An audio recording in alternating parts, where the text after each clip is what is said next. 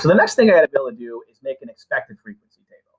This is super easy to do in Excel. All right, it's not that hard to do with the calculator. So you're very welcome to do it in the calculator if you want and type it into Excel that way. But I just don't think that that's necessary. It's just an extra step, and I can type things in directly. So I'm going to go back to my Excel thing that I'm working in. I've made an expected frequency table. Remember that you need the same headings, all right, but no total columns. So for this right here, I need to multiply row total times column total divided by grand total. All right, so I want row total, which would be 53, times column total, which is 21, divided by grand total, which is 100.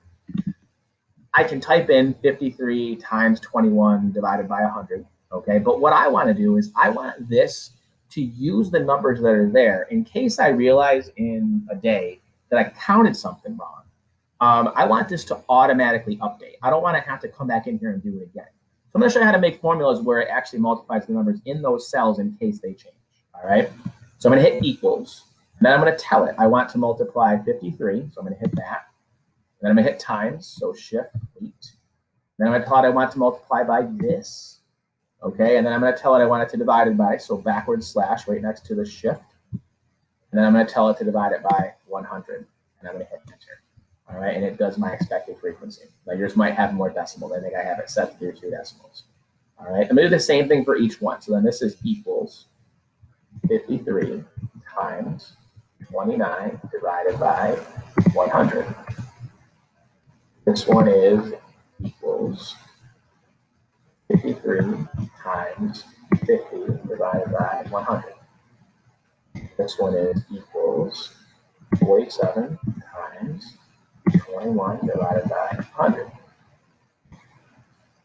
equals 47 times 29 divided by 100. And this equals 47 times 50 divided by 100.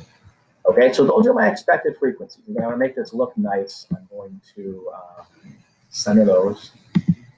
I'm going to highlight my table here. Right click.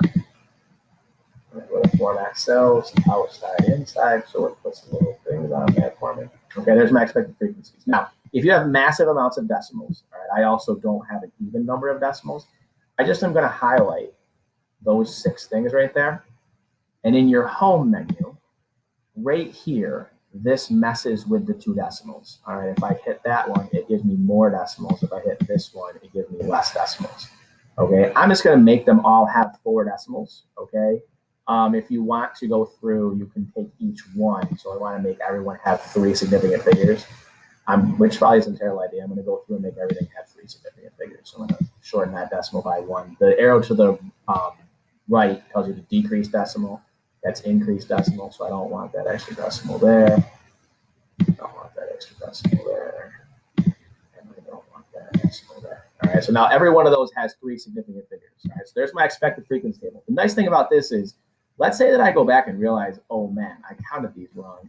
This one should have been 11, and this one should have been 10.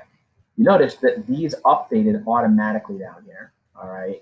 And it counted the things differently, and it made everything update automatically. So that's the benefit to having these things set up like